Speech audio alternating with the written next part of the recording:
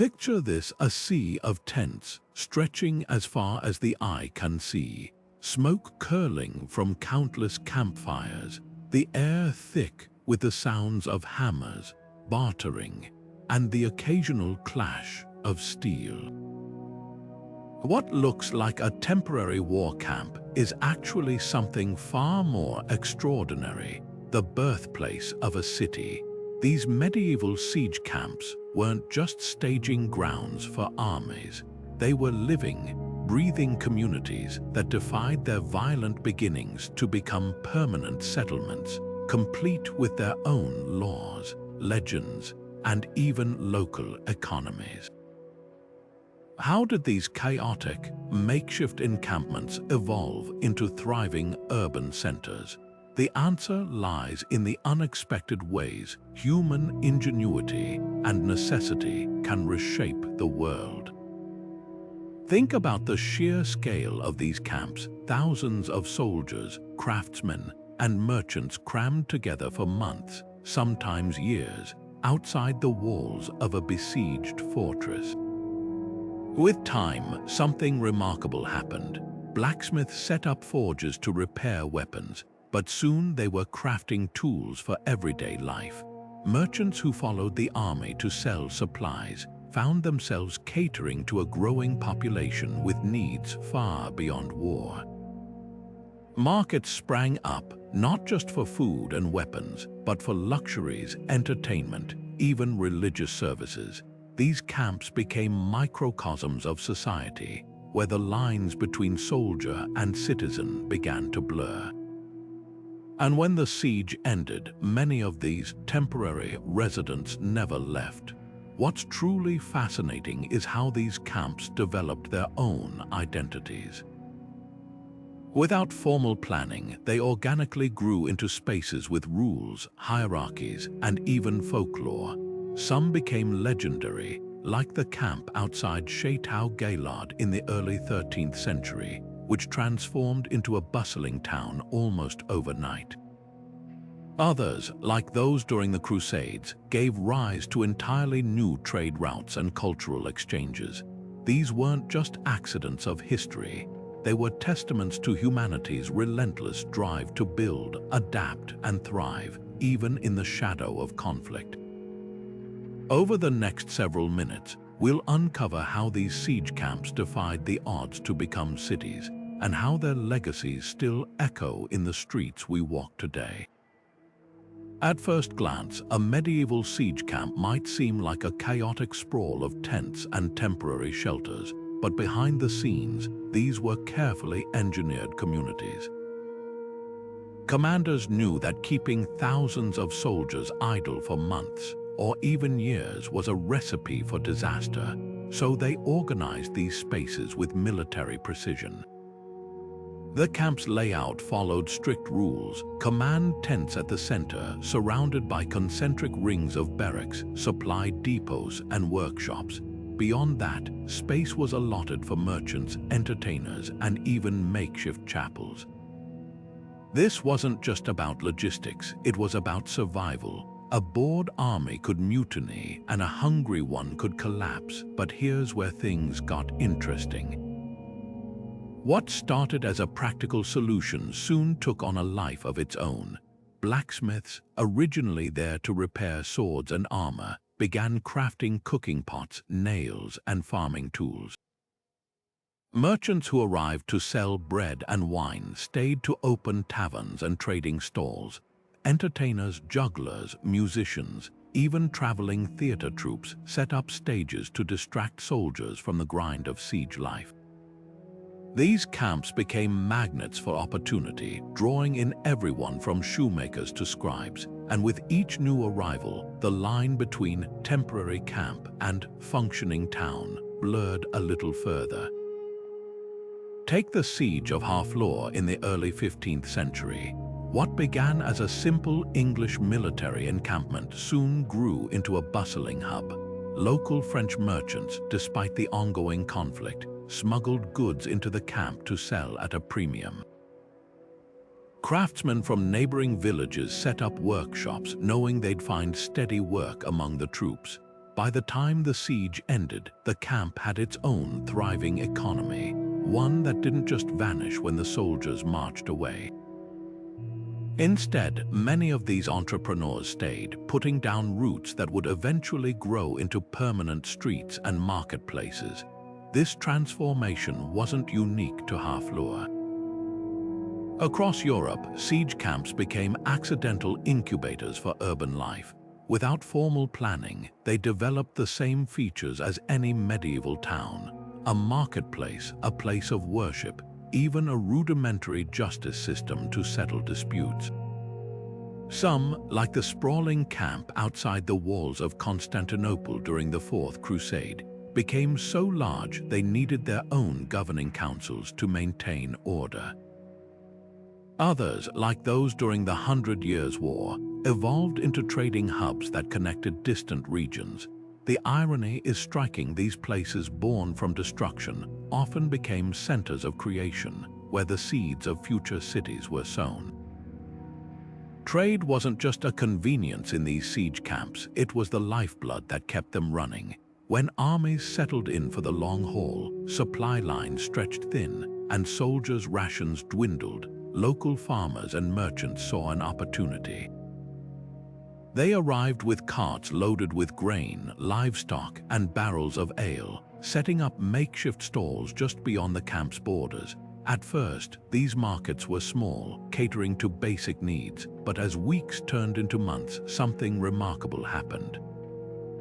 The demand for goods exploded, and so did the variety. Luxury items like spices, silk, and even books began appearing alongside sacks of flour and bundles of firewood. This wasn't just trade, it was the birth of an economy. The real magic of these markets lay in their ability to connect people from wildly different backgrounds. A French blacksmith might barter with an English soldier over a new helmet, while a Flemish weaver traded wool with an Italian merchant. Languages mixed, currencies exchanged hands, and recipes, jokes, and even superstitions spread through the camp like wildfire. These interactions didn't just sustain the siege, they reshaped the culture of the place. A camp that started as a strictly military operation slowly morphed into a melting pot of traditions, where a German baker might adopt Provençal techniques, or a Spanish cobbler might use leather dyed with English methods. The siege camp, once a symbol of division, became a crossroads of innovation. And when the fighting finally ended, many of these traders didn't pack up and leave.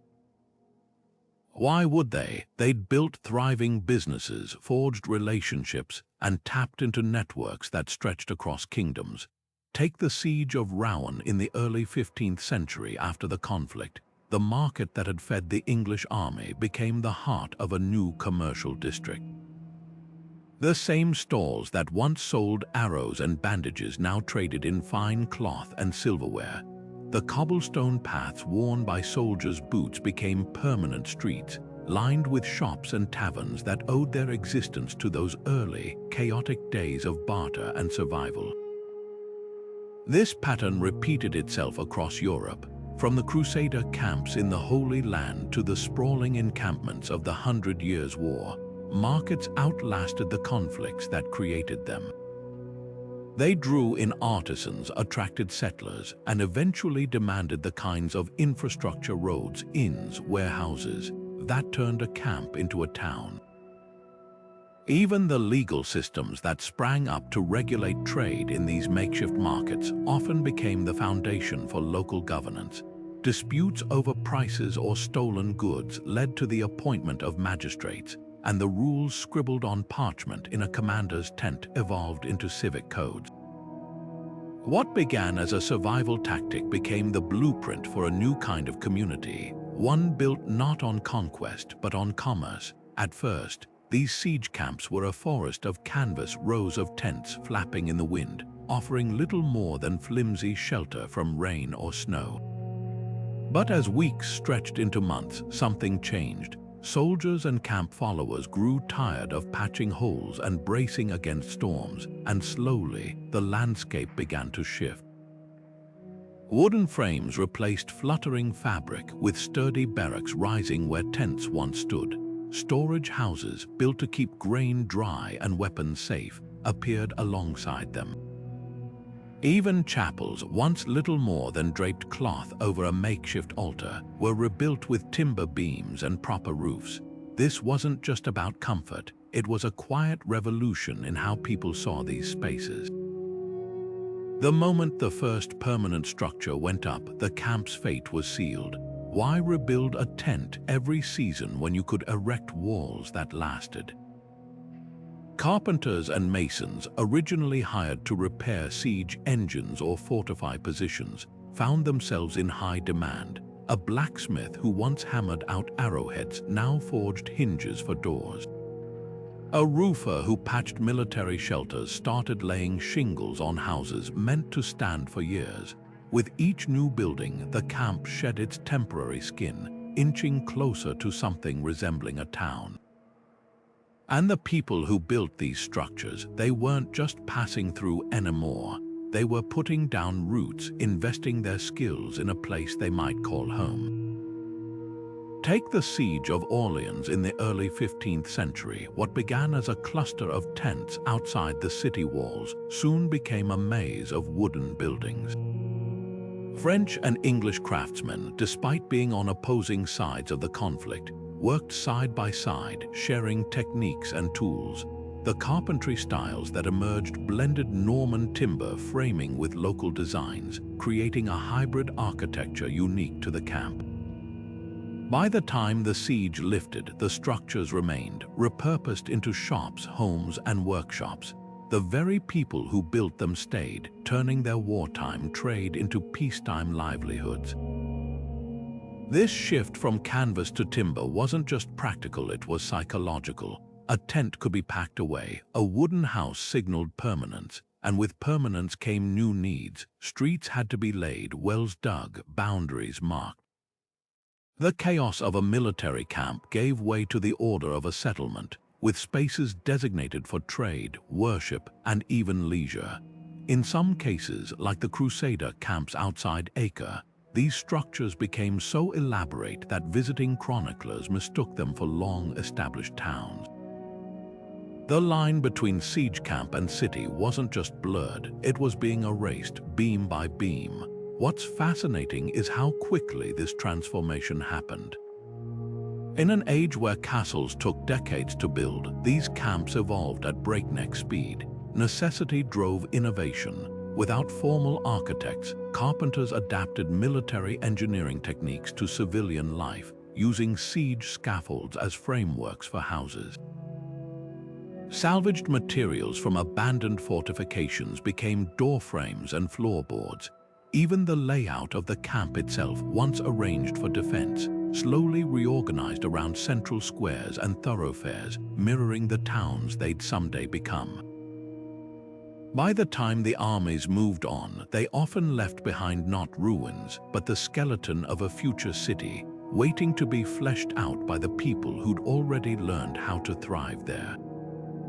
At the heart of every thriving community lies one unavoidable truth: people need rules. In those early days of a siege camp, when the clatter of swords and the shouts of drill sergeants filled the air, military law was enough. Commanders barked orders, sentries patrolled the perimeter, and disobedience meant swift punishment. But as merchants, craftsmen, and families poured in, turning the camp into a bustling settlement, something unexpected happened. The soldiers found themselves outnumbered. Suddenly, the rigid codes of warfare couldn't address disputes over stolen goods, arguments between traders, or the chaos of overcrowded streets. The camp needed a new kind of order, one built not just for soldiers but for everyone. That's when the first councils appeared. Picture a circle of weathered faces, seasoned merchants who knew the value of fair trade, elders who'd mediated village squabbles back home, even a few literate scribes to record decisions. These weren't nobles or appointed officials, they were pragmatists, people who understood that a functioning market needed trust, and trust needed rules. Their authority came from necessity, not titles. When two farmers argued over the price of grain, it was the council that stepped in. When a thief was caught pilfering from a tent, they decided the punishment. Bit by bit, these informal gatherings became the backbone of a new system, one where justice wasn't just about maintaining army discipline, but about building a community. The laws they crafted were a fascinating hybrid, part military efficiency, part civilian practicality. Curfews, inherited from the army's need for quiet nights, now protected merchants closing their stalls. Fines for brawling soldiers were adapted to settle drunken tavern disputes. Even the way land was allocated shifted, with plots near the market reserved for those who contributed most to the camp's economy. These weren't just stopgap measures, they were the blueprints for something lasting. In places like the siege camp outside the walls of Toulouse, these early legal codes survived long after the armies left, evolving into the statutes that governed the town for generations. What's remarkable is how quickly these systems gained legitimacy. Without royal decrees or feudal charters, the people in these camps chose to obey because the rules made sense. A blacksmith knew that paying a tax for market space meant his customers could find him easily. A baker accepted that selling underweight loaves would cost him his stall. This wasn't blind obedience, it was collective buy-in, the unspoken agreement that order benefited everyone. And when conflicts arose between different groups, say, Flemish weavers and Italian moneylenders, the council's mixed membership ensured no one faction could dominate. It was grassroots democracy in its rawest form, born not from philosophy, but from the sheer need to keep the peace. By the time the siege of a city like Calais ended in the mid-14th century, the camp's governance had become so entrenched that dismantling it was unthinkable. The merchants who'd served on councils now sat on town boards. The laws that once regulated camp life were copied onto official scrolls. Even the physical spaces where these councils met, often a large tent or repurposed siege tower, became the first town halls. These weren't just temporary fixes, they were the proving grounds for systems that would shape medieval urban life for centuries. The siege camp, once a symbol of destruction, had given birth to something enduring, the idea that people, when left to their own devices, could forge order out of chaos. Amid the clanging of armor and the shouts of soldiers, another sound often rose above the chaos, the quiet murmur of prayer. Siege camps, for all their violence, were places of deep spirituality. Field chapels sprang up almost overnight, crude structures of draped cloth or repurposed siege shields, where priests offered mass to men who might not see another dawn. But these weren't just spaces for soldiers. Wives who'd followed their husbands to war, children born in the shadow of siege towers, even local peasants seeking refuge, all found solace in these makeshift sanctuaries. What began as a simple wooden cross planted in the dirt could, within months, become a proper chapel with stained glass salvaged from nearby ruins and pews carved from broken siege engines. The real transformation came when religious orders arrived. Monks and nuns, drawn by the spiritual needs of the camp, set up infirmaries to tend the wounded, schools to teach orphans, and almshouses to feed the destitute. A Dominican friar might preach forgiveness to soldiers one day and mediate a dispute between merchants the next. These weren't just spiritual figures, they were the glue holding the community together. Take the siege of Antioch during the First Crusade. What started as a handful of priests hearing confessions in tents grew into a network of monasteries that outlasted the Crusaders themselves. The same brothers who'd prayed for victory stayed to rebuild, turning their temporary shelters into stone cloisters that still stand today. And then there were the miracles. Every siege camp had its stories: a statue of the Virgin Mary that wept tears before a battle, a wounded soldier who walked again after touching a relic. Whether fact or folklore, these tales became part of the camp's identity. pilgrims began to visit, drawn by rumors of divine intervention. A spring where a saint was said to have appeared might become a healing well. A patch of ground where a priest had held mass under arrow fire could be marked with a shrine. By the time the siege ended, these sites were too sacred to abandon. The chapel built around that spring might one day become a cathedral, its walls covered in frescoes retelling the camp's legends. The legacy of these spiritual foundations is still visible in cities across Europe. The towering Gothic church that dominates a town square, its roots might lie in a tent where a priest once broke bread for homesick soldiers. The hospital with its ancient stone wards, it could trace its origins to nuns who boiled bandages over a campfire. Even the street names whisper this history. Rue des Frères for the friars who once walked there, Chapel Lane where the first wooden sanctuary stood. These siege camps didn't just birth cities, they gave them souls, weaving faith into the very fabric of urban life. Behind every medieval army marched an invisible force, not knights or archers, but the vast network of camp followers who kept the war machine running. These were the butchers who salted meat for winter sieges, the laundresses scrubbing mud from tunics, the cobblers repairing boots worn thin by endless marches.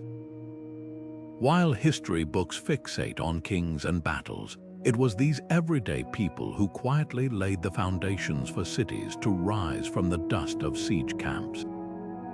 Take the humble cookpot as a symbol of this transformation. In the early days of a siege, meals were utilitarian soldiers huddled around communal fires, eating whatever gruel could be boiled in a helmet. But as camp followers arrived, everything changed. Professional cooks set up kitchens, introducing regional dishes that reminded homesick troops of their villages. A Flemish baker might teach others how to leaven bread properly. An Italian merchant could trade precious saffron for stew. These weren't just meals, they were cultural exchanges, turning a military camp into a place where flavors, techniques, and traditions blended. By the time the siege ended, the recipes lingered, becoming staples in taverns that outlasted the war. Women played a particularly fascinating role in this evolution.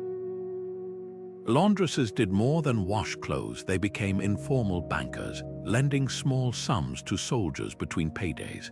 Midwives delivered babies in canvas tents, their knowledge of herbs doubling as early medical care. Some, like the legendary Mother Margaret at the Siege of Rouen, ran entire networks of trade, bartering looted goods for food and medicine. Their presence softened the rough edges of military life, creating spaces where children played and communities took root.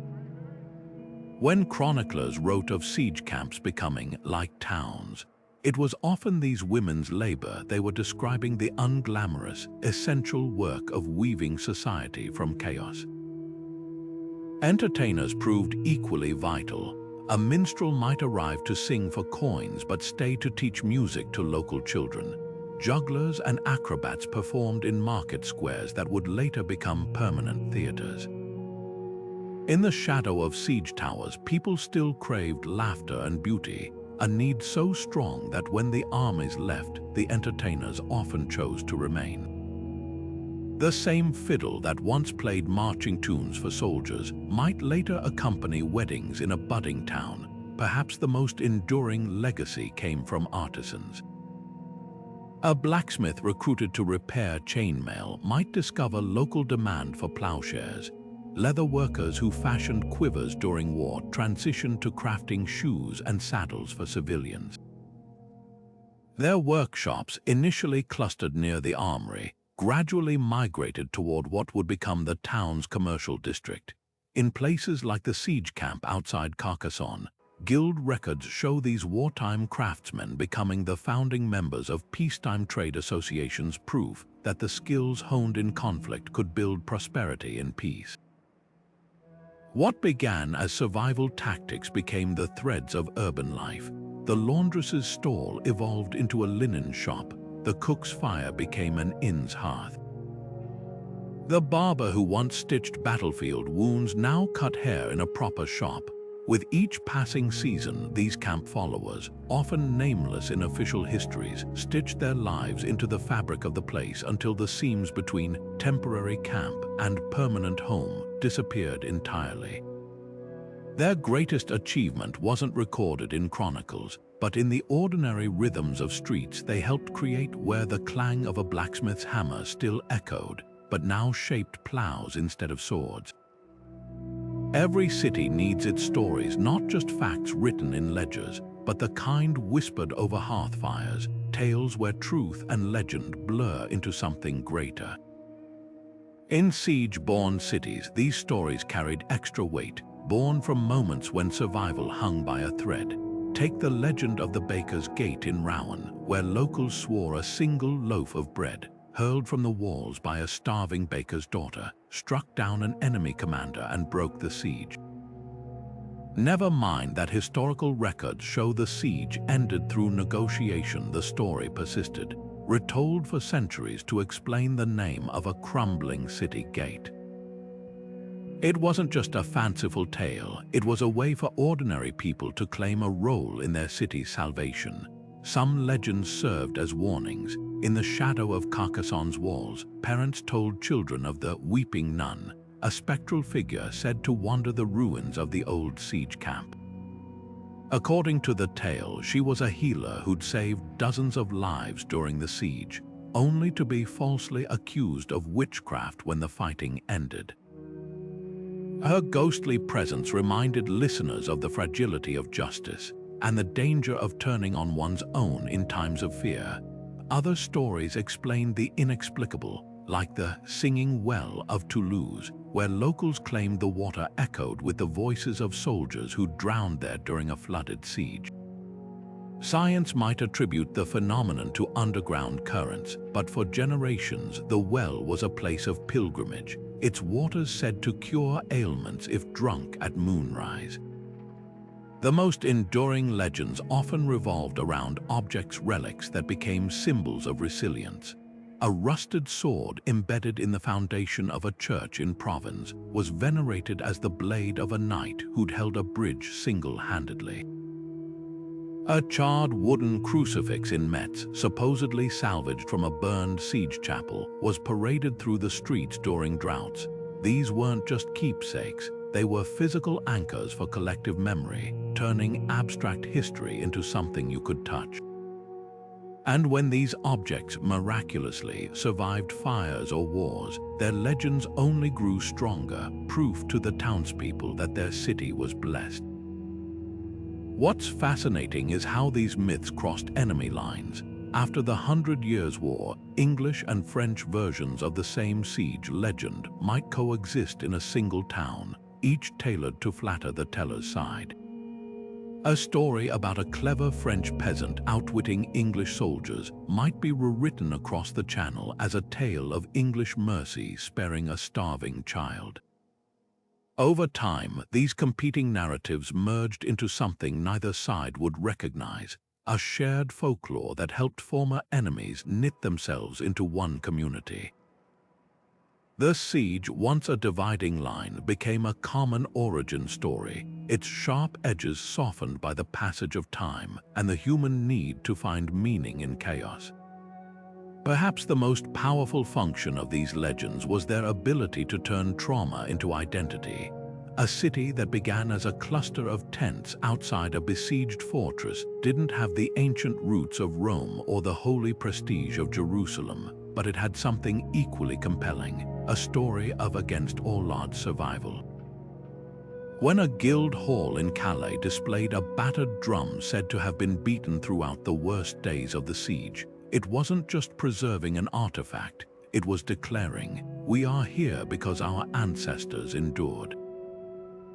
The drum's authenticity mattered less than what it represented, a line stretching back to those first defiant souls who looked at a war camp and dared to imagine a home. Geography wasn't just a backdrop for these siege camps, it was destiny. The difference between a camp that vanished without a trace and one that grew into a thriving city often came down to something as simple as access to fresh water. Picture two armies laying siege to a fortress, one camped on a rocky hillside with scant springs, the other sprawled along a riverbank with fertile floodplains. Even before the fighting ended, their fates diverged.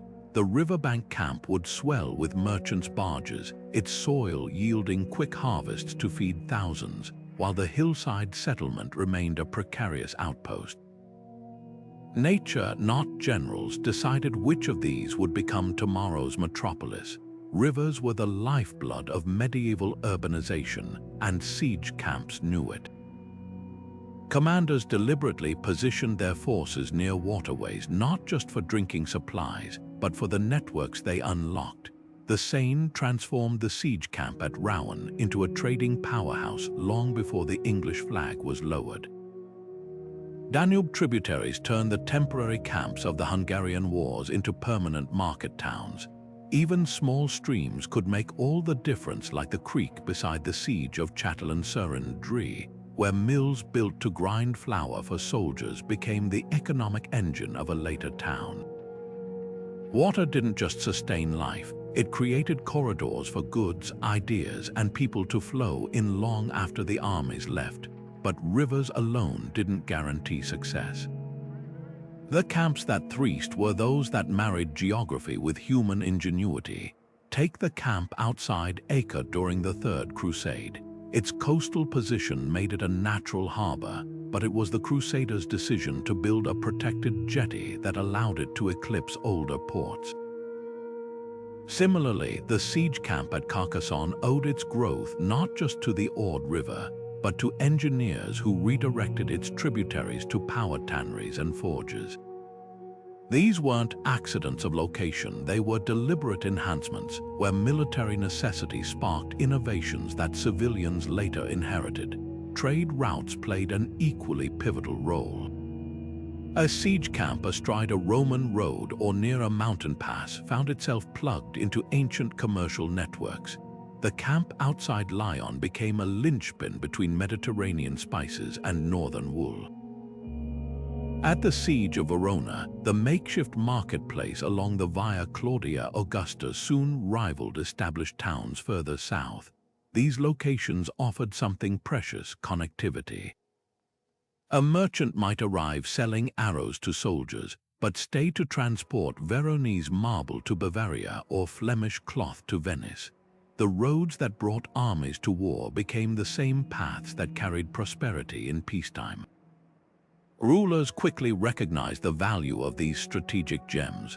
When Frederick Barbarossa's siege camp near the Rhine crossing at Worms persisted after the conflict, imperial charters followed: tax breaks for settlers, funds for stone bridges, even the right to hold annual fairs. In Spain, Alfonso VI deliberately positioned his siege camps along the pilgrimage route to Santiago, knowing these would become way stations for future travelers.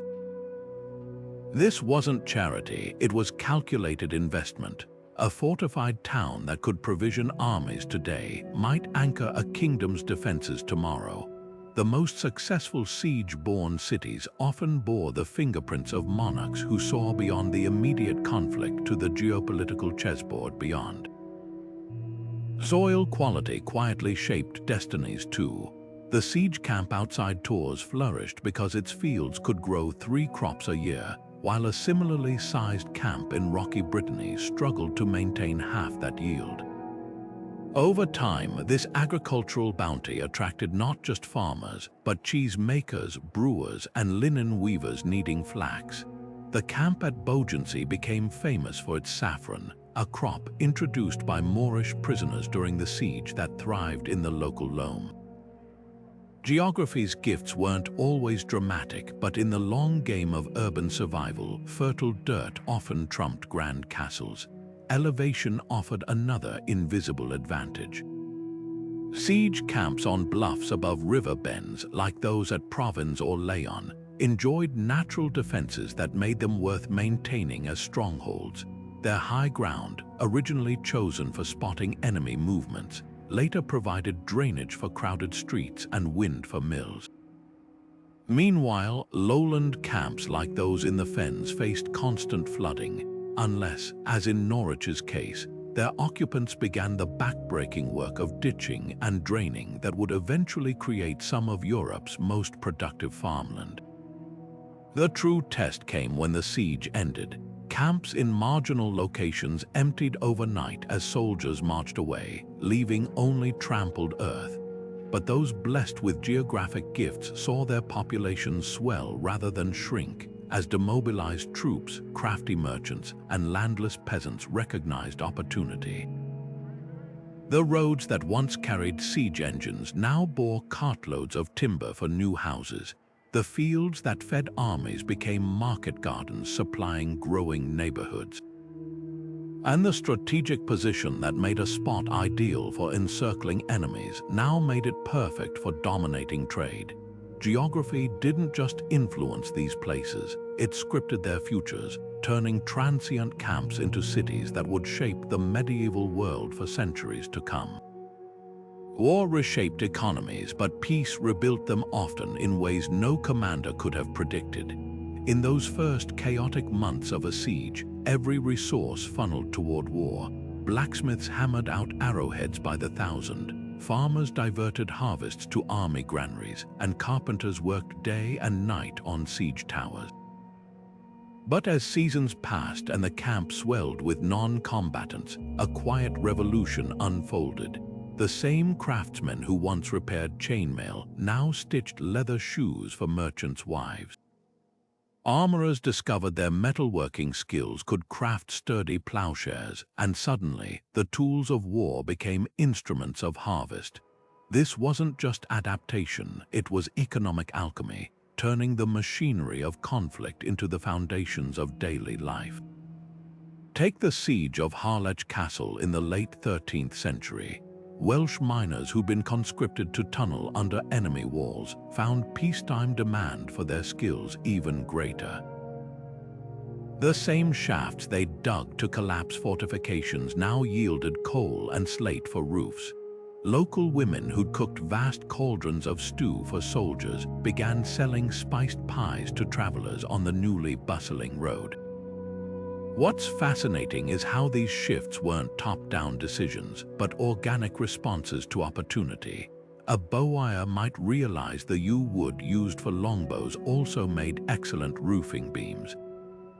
A fletcher could repurpose goose feathers once destined for arrows to stuff mattresses.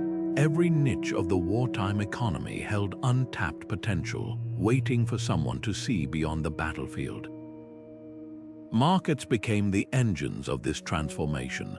At first, they operated under strict military oversight, with prices fixed on essentials like grain and salt.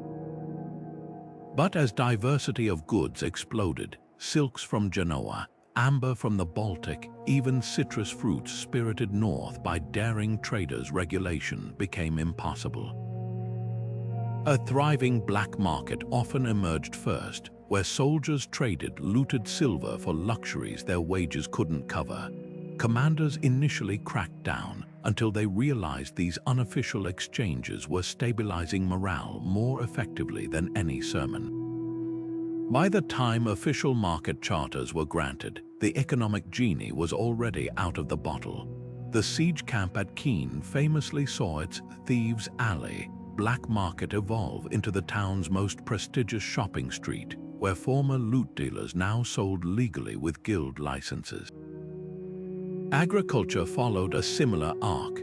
Fields that once grew rye for army bread now produced vegetables for town markets.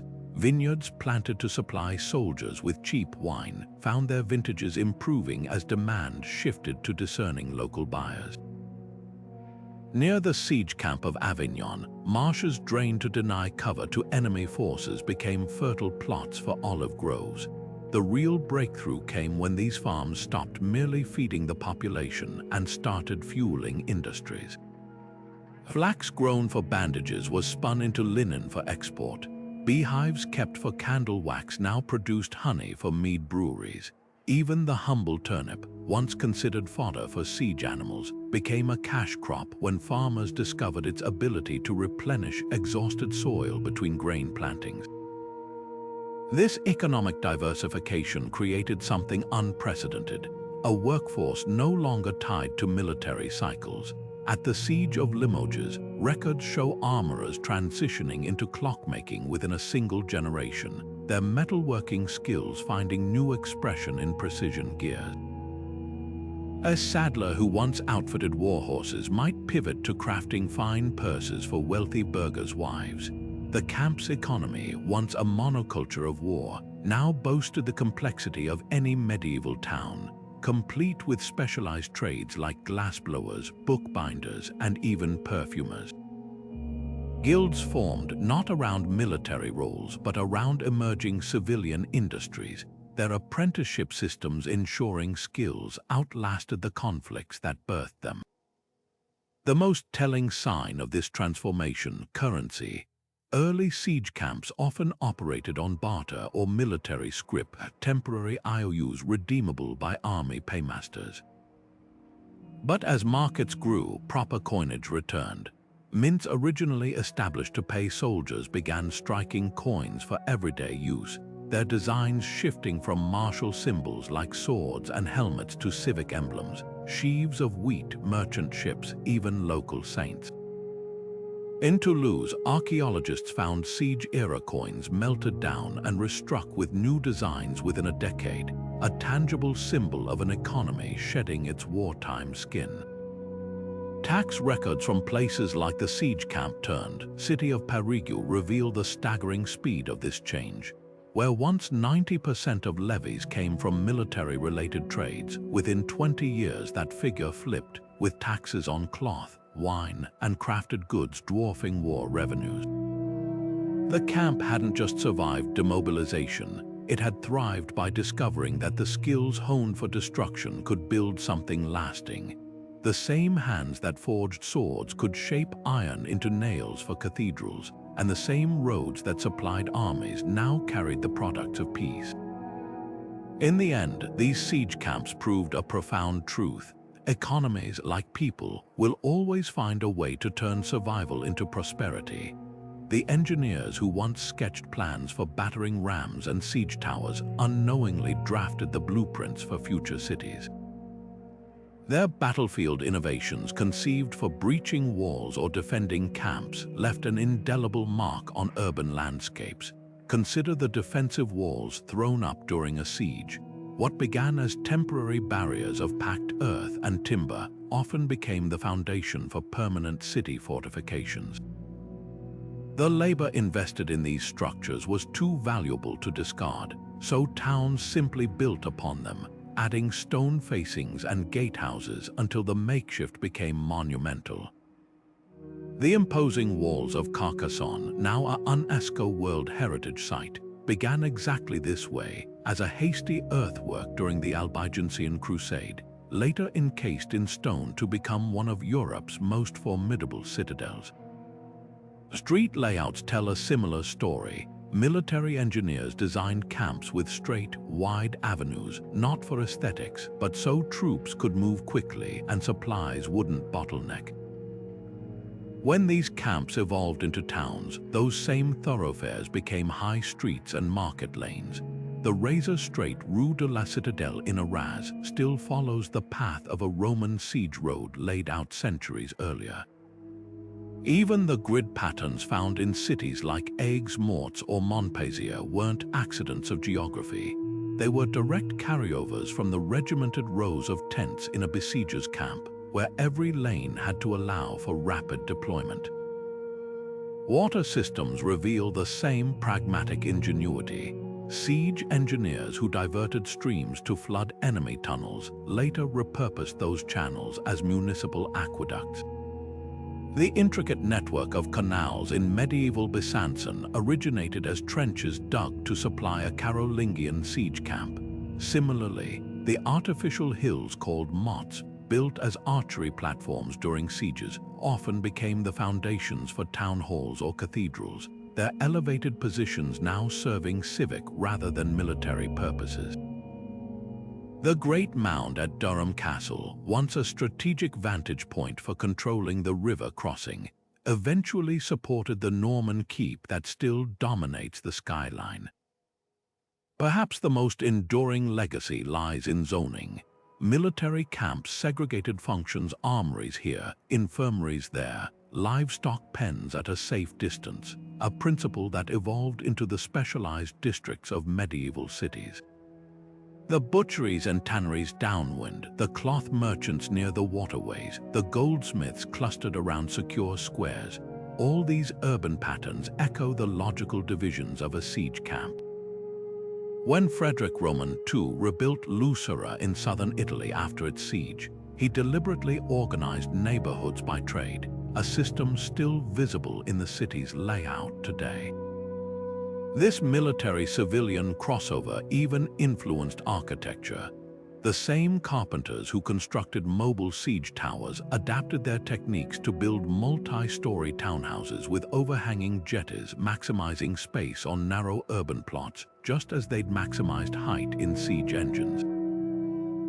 The ribbed vaulting in Gothic cathedrals, some scholars trace its origins to the lightweight, sturdy frameworks of portable siege bridges. Even something as mundane as cellar construction improved dramatically thanks to sappers' knowledge of underground stabilization, skills first honed tunneling beneath castle walls. The genius of these adaptations lies in their flexibility. A defensive ditch could become a moat for a town's mill. A siege camp's central command tent might inspire the open plaza of an Italian city-state. The watchtowers that once scanned for enemy movements now housed town clocks or fire lookouts. Every solution born from wartime necessity found peacetime purpose, proving that the line between destruction and creation is often thinner than we imagine. The medieval city, with all its complexity, wasn't just shaped by merchants and masons. It carried the fingerprints of soldiers and engineers who, in solving the problems of war, accidentally designed the future. Siege camps became accidental crucibles of culture, places where a French knight might share a flagon of wine with a German mercenary, where Italian merchants bartered alongside Moorish spice traders, and where the songs of Welsh archers blended with the chants of Byzantine priests. This wasn't just coexistence, it was a collision of worlds that sparked new ways of living. Take something as simple as bread. In the camp outside Antioch, Frankish bakers adopted the local practice of using sesame seeds, while Syrian cooks began kneading dough with Northern European butter. What emerged wasn't purely French or Levantine, but a hybrid loaf that became a staple in the markets of the fledgling city. Recipes, like stories, were traded as eagerly as silver. Languages twisted into new shapes under the pressure of necessity. A pidgin dialect often sprang up in these camps, a rough blend of military Latin, regional vernaculars, and trade jargon that let a Catalan blacksmith negotiate with a Flemish wool merchant. Some of these linguistic mash-ups outlasted the sieges themselves. The distinctive accent of modern Marseille, for instance, still carries traces of the Provençal Genos patois that developed during the Albigensian Crusade siege camps. Even place names bore witness. The Rue des Lombards in many French towns marks where Italian bankers set up their tables, while Tanner's Gate in Krakow memorializes the Armenian leatherworkers who arrived with a Mongol siege and never left. Artisans became unsung ambassadors of innovation. A Persian glassblower captured during a siege might teach his techniques to local craftsmen in exchange for freedom, introducing iridescent glazes to European pottery. Scandinavian shipwrights stranded far from home after a campaign adapted their sleek longship designs to river barges, revolutionizing inland trade. The geometric tilework that became a hallmark of Spanish architecture, its roots trace back to Moorish prisoners of war who decorated their makeshift chapels with intricate patterns, inspiring Christian masons to blend these designs with Romanesque styles. Festivals preserved these cultural fusions like time capsules. In the Rhineland town of Speyer, the annual Siege Moon celebration still features a parade where townsfolk dress as 12th century crusaders, Jewish spice traders, and Hungarian horsemen, all groups who once shared the same besiegers' camp. The climax, a communal meal where dishes from a dozen medieval cultures are served side by side, a tradition that began as a necessity when siege rations ran low and everyone pooled their culinary heritage to survive. Even religious practices intertwined in unexpected ways. A crusader's reliquary might incorporate Islamic metalwork techniques. A Hungarian shaman's charms could end up fused with Christian votive offerings. In Sicily, the vibrant street processions honoring Saint Agatha still feature motifs borrowed from the Saracen siege camps that once surrounded Catania, proof that even bitter enemies left traces in each other's spiritual lives. The true measure of this cultural alchemy lies in what it produced, cities unlike any that came before. While older settlements grew organically from tribal villages or Roman garrisons, siege-born cities carried the DNA of countless cultures from their very inception. Their streets hummed with the cadence of blended languages, their marketplaces offered goods from impossible distances, and their people bore surnames that spanned continents. These weren't just places where diverse groups lived side by side, they were laboratories where new identities were forged, leaving a legacy far richer than the sum of their parts. The moment a siege lifted, an invisible clock started ticking. How quickly could military rule give way to something more enduring? At first, the shift was barely noticeable. A grizzled captain who once patrolled the camp's perimeter might find himself appointed as the new town's night watchman, his authority now deriving from civic duty rather than martial law. Former soldiers granted plots of land as payment for service, traded their swords for plowshares, their barracks for cottages, but this surface-level transition masked a deeper struggle brewing beneath. The same merchants who'd grown wealthy supplying the siege now chafed at military taxation, while guilds of craftsmen demanded a say in decisions that affected their livelihoods. Power, once concentrated in the hands of a few commanders, began seeping into the hands of many.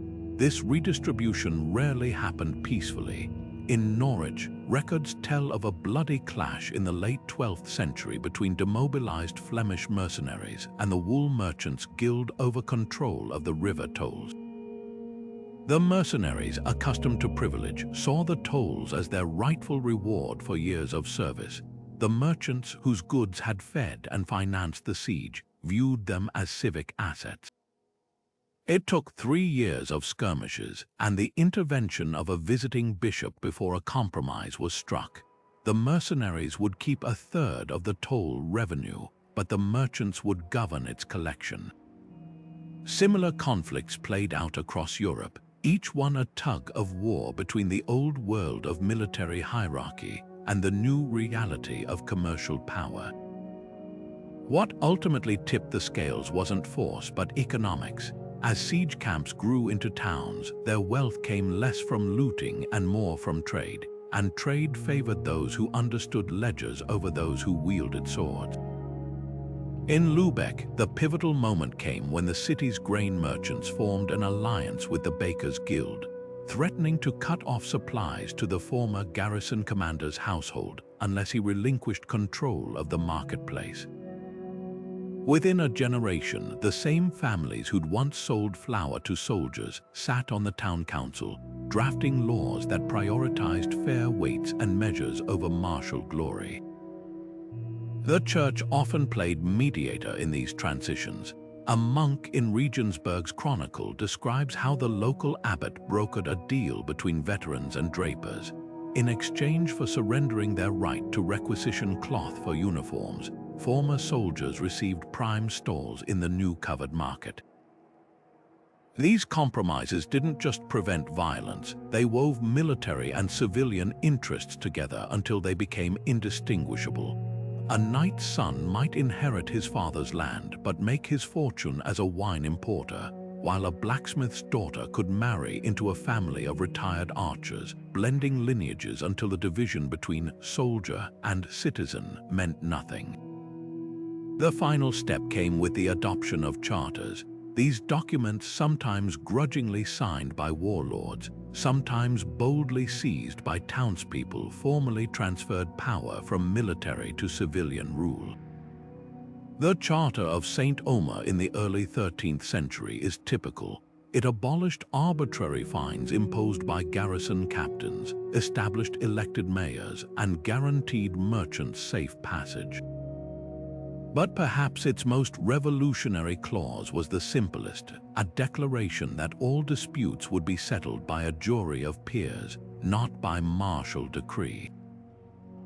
With that stroke of the pen, the siege camp's transformation was complete. The tents were gone, the weapons stored away, and the rhythms of daily life no longer marched to the drum of war, but to the chime of marketplace bells and the murmur of council meetings. The city had been born. Guilds didn't just organize trades, they built the very framework of urban society from the ground up. In the chaotic aftermath of a siege, when the smoke cleared and armies marched away, it was the guilds that stepped in to fill the vacuum. Picture a young carpenter who'd spent the siege repairing battering rams. Now, with the fighting over, he needed steady work. A guild could guarantee that. By setting standards for quality, controlling prices, and limiting competition, these organizations transformed makeshift wartime skills into lasting professions. A blacksmith who once hammered out arrowheads by the thousand could now specialize in ornate door hinges, knowing the guild would protect his niche. This wasn't just about making a living, it was about creating stability in places that had known only upheaval. The apprenticeship system became the backbone of this new order. A weaver who'd followed the army to mend tents might take on local orphans as apprentices, teaching them not just the craft, but how to read contracts and calculate profit margins. These weren't mere employees, they were investments in the future. Guild records from the siege-born city of Troyes show masters legally bound to provide their apprentices with meat thrice weekly and shoes twice yearly, turning raw recruits into skilled artisans who could sustain a growing urban economy. Over time, these relationships forged something even more valuable than goods: social mobility. A beggar's son could rise to master status, his success measured not by the battles he'd fought, but by the quality of his work. Guild halls stood as physical symbols of this transformation. What began as simple wooden shelters where craftsmen stored tools evolved into grand stone buildings with vaulted ceilings, a part workshop, part treasury, part social club. The Butcher's Guild Hall in Ghent, built on the site of a siege camp slaughterhouse, became famous for its lavish feasts where members debated trade policies over roasted boar. In London, the Goldsmiths Guildhall doubled as a secure vault for the city's wealth, its cellars stuffed with ingots that had once been looted church plate. These spaces weren't just functional, they were statements of permanence, announcing that the artisans who'd survived the siege were here to stay. Economic clout soon translated into political power. When the Bakers' Guild in Strasbourg threatened to withhold bread unless the town council lowered grain taxes, the authorities capitulated within days. In Bruges, the Cloth Merchants' Guild financed the city's first proper sewage system, earning them permanent seats on the governing board. This influence wasn't always benevolent. Guilds could be ruthless in crushing outsiders, but it ensured that the people who actually built and fed these cities had a voice in how they were run. The charter of the siege-born town of Dinant went so far as to require that half the city council be guild members, a radical departure from feudal norms. Festivals kept these communities tight-knit. The annual Carpenters' Parade in Reims, where masters marched in robes embroidered with their tools, traced its origins to siege-era celebrations of a particularly ingenious battering ram design. In Cologne, the Brewers Guild's midwinter feast commemorated the day during the siege when they'd stretched dwindling barley supplies by inventing a potent new ale. These events weren't just parties, they were living history, reinforcing shared identity in cities where everyone's grandparents remembered sleeping in tents. The Guild's greatest legacy, though, might be how they blurred lines between enemies. A Flemish weaver and an English wool merchant who'd faced each other across battle lines could find common ground in the Guild's pursuit of profit. The Glassmakers' Guild in Orleans deliberately paired masters from rival traditions, Venetians famous for delicate goblets with Germans known for sturdy window panes, forcing innovation through collaboration. Over generations, these alliances softened old hatreds, turning siege camps into melting pots where craftsmanship trumped nationality. Modern business associations still carry echoes of this medieval ingenuity. From Silicon Valley's tech incubators to Tokyo's artisan collectives, the core idea remains: when skilled people organize, they don't just make better products, they build better societies. The next time you walk past an old guild hall, now perhaps a cafe or museum, remember, those walls once sheltered the messy, magnificent process of turning a war camp into a home. Stone by stone, memory took physical form in these siege-born cities. The great trebuchet that once hurled boulders at castle walls might be preserved in the town square, its weathered timbers now a playground for children. A section of battered city gate, saved from demolition, stood as a silent witness to the arrows embedded in its oak. These weren't just relics, they were anchors for collective identity, tactile proof that the community had weathered the storm and emerged stronger. In Tours, the rusted remains of a siege cannon were mounted above the marketplace, its barrel repurposed as a bell to mark the opening of trade each dawn, transforming an instrument of war into a symbol of commerce. Some monuments honored the human cost. The Weeping Wall in Carcassonne bore the names of every defender who'd fallen during the siege, their stories retold during annual candlelit processions. In Ghent, a statue of a lone woman holding a loaf of bread commemorated the citizens who'd starved rather than surrender, her bronze skirts worn shiny by generations of schoolchildren touching her for luck. These memorials served a dual purpose, honoring sacrifice while subtly reminding later generations of the price of discord. A guild hall in Bruges displayed a shattered sword alongside its charter, the juxtaposition declaring that laws, not blades, would govern their future. Festivals turned history into living tradition. The Siege of Orleans was reenacted each May with townspeople donning period costumes, not to glorify battle, but to celebrate the ordinary cooks, carpenters, and midwives who'd kept the city alive. In Provence, children competed in the arrow and anvil games, testing skills their ancestors used to repair siege engines under fire. Even food became memorial. The dense siege loaf, baked in Toulouse, replicated the barley and acorn bread eaten during the darkest days, its bitterness now sweetened with honey in a nod to resilience rewarded. Architecture whispered these stories too. A church in Béziers incorporated salvaged siege catapult parts into its bell tower, the wood now carved with grapevines, a metaphor for renewal. The main square of Aigues-Mortes was deliberately built just wide enough to turn a wagon laden with siege stones, a practical feature that became a point of civic pride. Over time, the scars of war were woven into the city's skin like silver in kintsugi pottery, not hidden but highlighted as proof of endurance. The most profound legacy, though, lay in how these memories shaped governance. Town charters often referenced siege-era promises, "No citizen shall hunger as our forebears did," or "All gates shall remain open in peace as they were closed in war." When disputes arose, elders would invoke the siege covenant, reminding quarreling merchants that cooperation had once meant survival. This living history didn't trap cities in the past, it gave them a compass for the future. The same walls that had kept enemies out now encircled vibrant markets where former adversaries traded, their children marrying across old battle lines. What began as a memorial to division became, in time, a celebration of unity forged through shared struggle. Royal charters didn't just recognize these siege-born cities, they rewrote their DNA. Imagine a bustling marketplace that had grown organically outside a besieged fortress, its stalls packed with goods from distant lands, its alleys alive with the clamor of trade.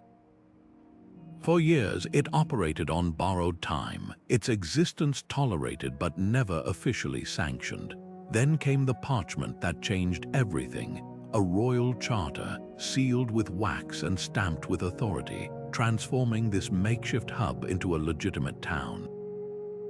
Overnight, the blacksmith's forge wasn't just a wartime necessity, it was a protected business. The muddy track where merchants haggled became a sanctioned market street. The charter didn't just grant rights, it breathed permanence into places that had lived on the edge of oblivion. The terms of these documents often read like time capsules, preserving the unique circumstances of each city's birth. In Portsmouth, a charter granted by Richard the Lionheart explicitly mentioned the loyalty shown by the camp followers during the Siege of Acre, rewarding them with tax exemptions for their service. At Harfleur, the charter carved out special privileges for Flemish weavers who'd supplied sails to the besieging fleet, ensuring their descendants would dominate the local cloth trade for generations. These weren't generic legal templates, they were tailored agreements, acknowledging the peculiar alchemy of violence and ingenuity that had birthed each community. Self-governance clauses proved particularly revolutionary. Where once a garrison captain's word had been law, charters introduced elected councils drawn from guilds and merchant families. In St. Omer, the charter famously declared that no soldier, be he ever so high-born, may overrule the mayor in matters of trade, a direct rebuke to the military hierarchies of the past. Other towns secured the right to build walls not against the original fortress they'd besieged, but against the very kings who'd once commanded their armies. The irony was delicious. These documents, granted by monarchs, often contained the seeds of urban independence that would later challenge royal power. Market rights transformed local economies. A charter might grant a town the exclusive privilege to hold a weekly fair within 7 leagues, or to tax all wool passing through its gates. In Dinant, the right to mint coins, originally intended to pay siege troops, became the foundation of a financial hub that rivaled Bruges. The real power lay in the details. A clause in Norwich's charter allowed bakers to sell directly to consumers, bypassing the church-controlled grain markets that had once dictated prices. Such small legal tweaks could reshape entire industries, turning wartime improvisations into permanent advantages. Tax exemptions revealed royal pragmatism. To encourage growth in former siege camps, kings often waived traditional feudal dues for decades. The Charter of La Rochelle excused its citizens from military service outside the town walls, a nod to their value as traders rather than fighters. In return, these cities became cash cows, their thriving commerce filling royal coffers without the instability of looting. It was a calculated trade, autonomy for revenue, freedom for loyalty. The physical charters themselves became sacred objects. The burghers of Ypres kept theirs in a triple-locked chest beneath the Guildhall, brought out only on the anniversary of the siege's end. In Provence, children learned to read by tracing the elaborate initials on the town's charter, memorizing its clauses as both history and civic scripture. These weren't mere legal documents, they were origin stories written in ink and vellum, proof that from the chaos of war, something enduring could emerge. Not all charters were granted freely. The merchants of Ghent famously extorted theirs by threatening to cut off grain supplies to the royal army mid-campaign. At Carcassonne, the charter was signed only after townspeople tore down the Count's siege engines and repurposed the timber for houses. Even the most generous privileges often came with strings, a clause requiring towns to garrison royal troops or to fund a monastery as penance for wartime sacrilege. Yet for all their compromises, these charters marked the moment when cities born from violence were finally allowed to dream of peace. The legacy lingers in unexpected ways. Modern zoning laws in some European towns still follow the land divisions set out in medieval charters. Annual Charter Day festivals reenact signings with costumed notaries and ale-fueled revelry. And in a quiet archive in Rouen, you can still see the faint knife marks where a merchant tested the purity of the wax seal. An ancient act of due diligence that reminds us these documents weren't just royal favors, but contracts between power and people. The siege camps had earned their place in the world, not through conquest, but through the stubborn determination to turn a temporary refuge into a home. Siege camps didn't just produce soldiers and merchants, they forged scholars.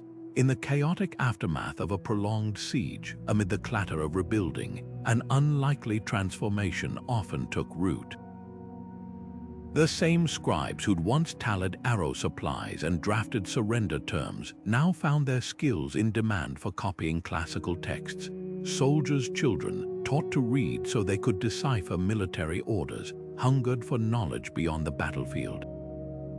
What began as practical literacy necessary for logistics and treaties blossomed into something far more profound, a thirst for learning that would turn these makeshift settlements into beacons of education. Monasteries played a pivotal role in this intellectual awakening. During sieges, monks had served as medics, translators, and even cryptographers, their scriptoriums doubling as intelligence hubs. When peace came, these spaces evolved into something extraordinary. At the siege-born town of Cluny, the abbey's storerooms, once packed with bandages and siege rations, were repurposed as libraries, their shelves groaning under the weight of salvaged manuscripts. The same monks who decoded enemy messages now taught grammar and rhetoric to wide-eyed novices. A Flemish chronicler describes how the siege of Tours left behind a trove of captured Arabic medical texts, which local clerics painstakingly translated, creating a fusion of knowledge that would influence European medicine for centuries. Cathedral schools became the next phase of this evolution. In places like Reims and Chartres, both shaped by siege camps, these institutions grew from humble classrooms attached to churches into vibrant centers of learning.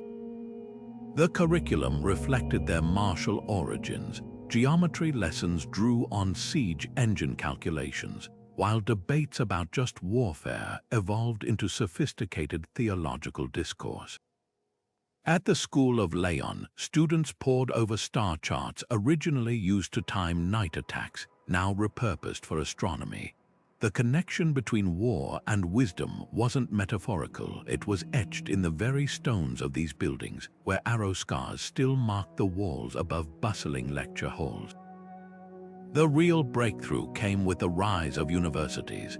Bologna's famed law school, often called Europe's first university, traced its roots to the siege camps of the investiture controversy, where legal scholars had been crucial in drafting truces. Its groundbreaking focus on civil law grew directly from the need to adjudicate disputes between soldiers and civilians in occupied territories. Similarly, the University of Montpellier's medical faculty emerged from field hospitals where Arab, Jewish, and Christian physicians had exchanged knowledge during the Albigensian Crusade. These weren't ivory towers, they were pragmatic institutions born from the messy collision of cultures and crises. Language barriers crumbled in these scholarly hubs.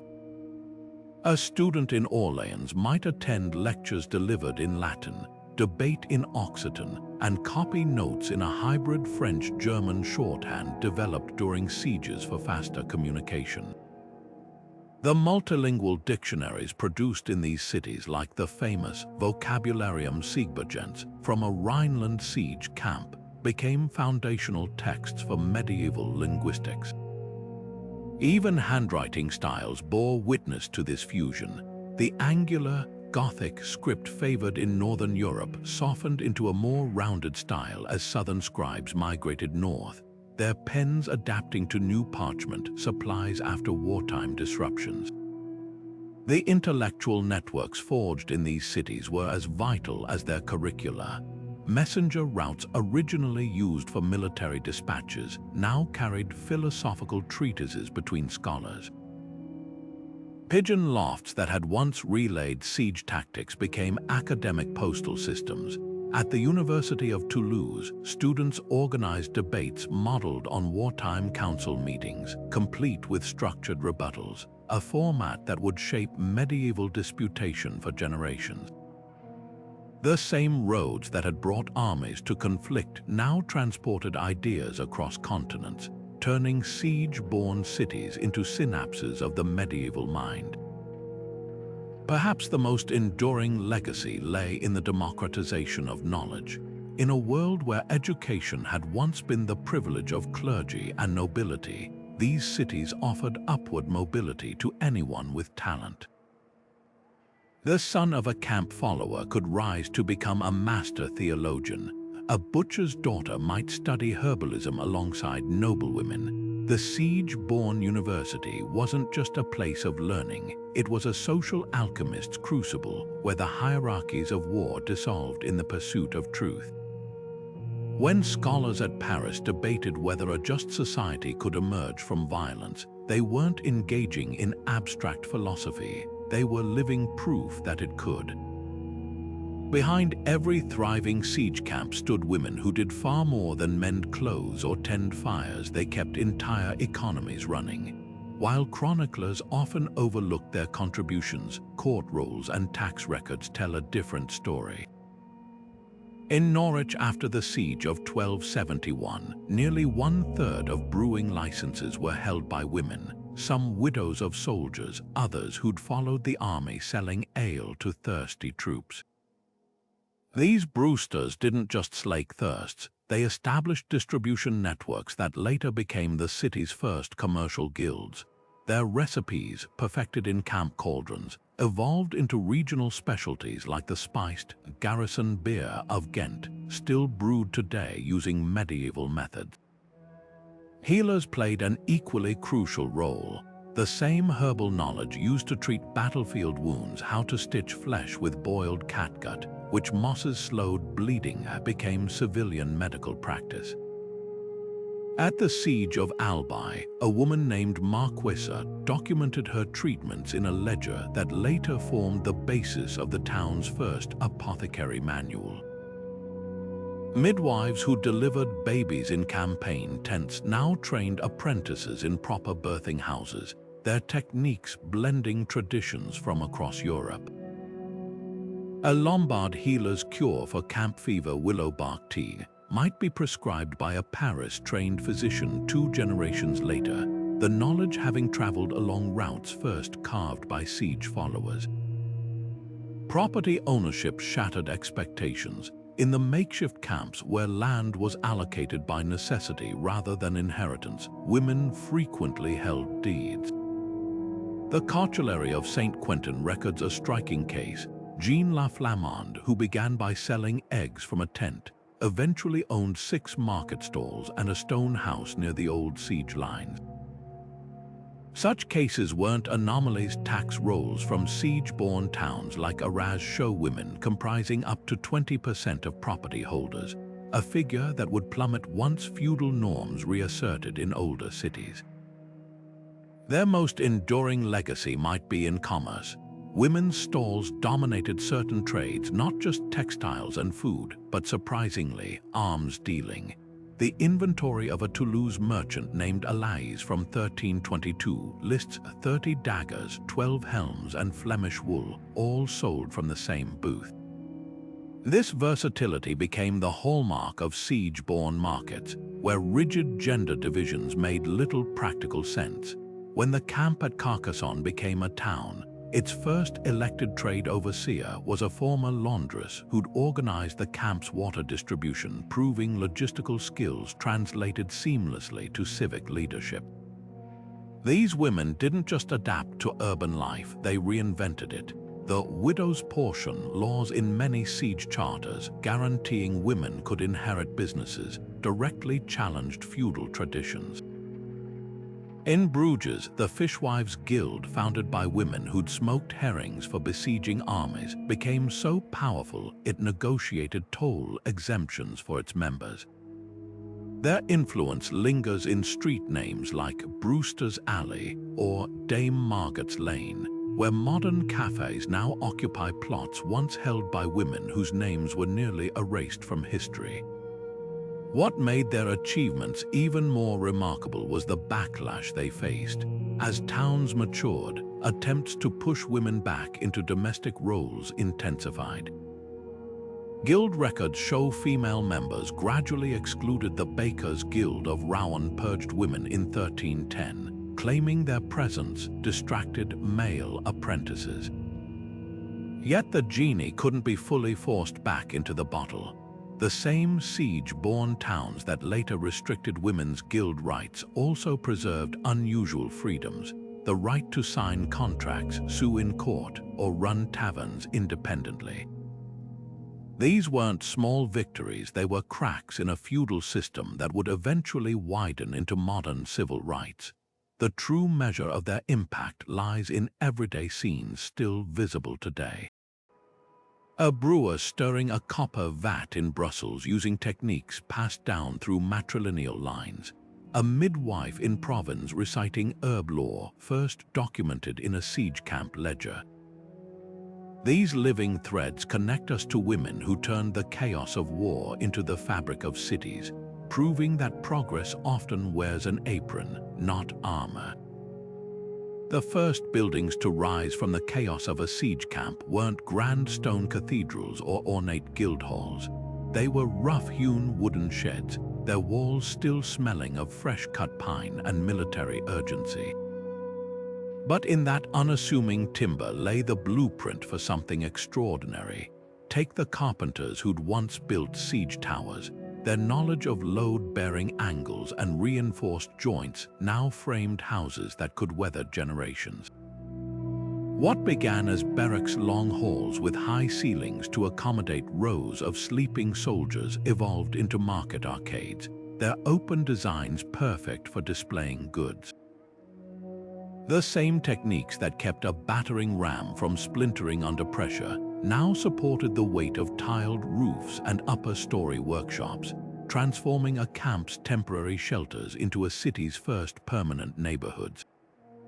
Stone marked the turning point when the wooden chapel at the siege camp of Beauvais burned in 1222. The townspeople didn't rebuild with timber. They quarried limestone from the very cliffs their ancestors had scaled during the siege.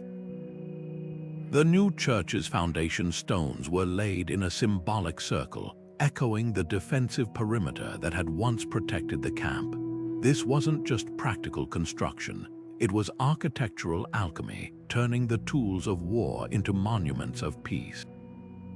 Across Europe, former siege sites reveal this progression. Wooden palisades replaced by stone walls, watchtowers repurposed as bell towers, and armories transformed into vaulted market halls.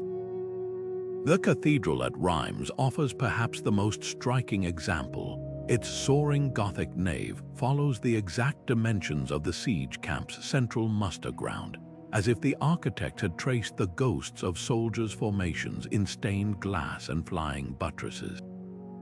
Military engineering left its mark in unexpected ways. The ribbed vaulting that became a hallmark of Gothic cathedrals, Its precise weight distribution mirrored the framework of siege towers, where every beam had to bear maximum stress with minimal material. The spiral staircases in town halls often twisted clockwise, a defensive feature borrowed from castle keeps, allowing right-handed defenders to swing swords freely while ascending. Even something as mundane as cellar construction improved dramatically, as sappers applied their knowledge of underground stability to create storage spaces that wouldn't flood or collapse. In Toulouse, the massive brick arches supporting the covered market were built using the same techniques engineers had developed for siege tunnels, their curves calculated to redistribute weight just as they'd once prevented earthworks from caving in. The true architectural revolution came with hybrid styles. In the Rhineland, churches blended the rounded arches of Romanesque design, favored by Frankish besiegers with the pointed arches of local traditions, creating a fusion that predated mainstream Gothic by decades. The cloth halls of Ypres mixed Flemish stepped gables with Norman half-timbering, their facades telling the story of cultures colliding and compromising. Even domestic architecture bore witness. Houses in former siege camps often featured unusually thick exterior walls, a holdover from when every dwelling needed to double as a makeshift stronghold. Over time, these pragmatic defenses became status symbols. The thicker your walls, the older your family's roots in the city. Sacred architecture carried particularly poignant echoes. The cathedral at Chartres incorporates stones from the original siege camp's altar platform into its high altar. In Carcassonne, the rose window of St. Nazaire Cathedral aligns perfectly with the summer solstice sunrise, a feature possible only because the builders used the same astronomical calculations once employed to time dawn attacks. These weren't just aesthetic choices, they were acts of collective memory, weaving the trauma of siege into the fabric of spiritual life. The vaulted ceilings that drew eyes heavenward had first been engineered to withstand bombardment, their strength now testifying to a different kind of resilience. The ultimate symbol of this transformation might be the humble cobblestone. During sieges, loose stones were curses hurled from walls, tripped over in darkness, or flung by makeshift catapults.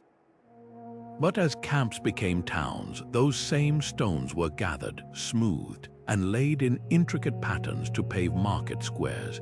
The very obstacles that had once hindered armies now formed the foundation for bustling civic life, their uneven surfaces worn smooth by generations of footsteps.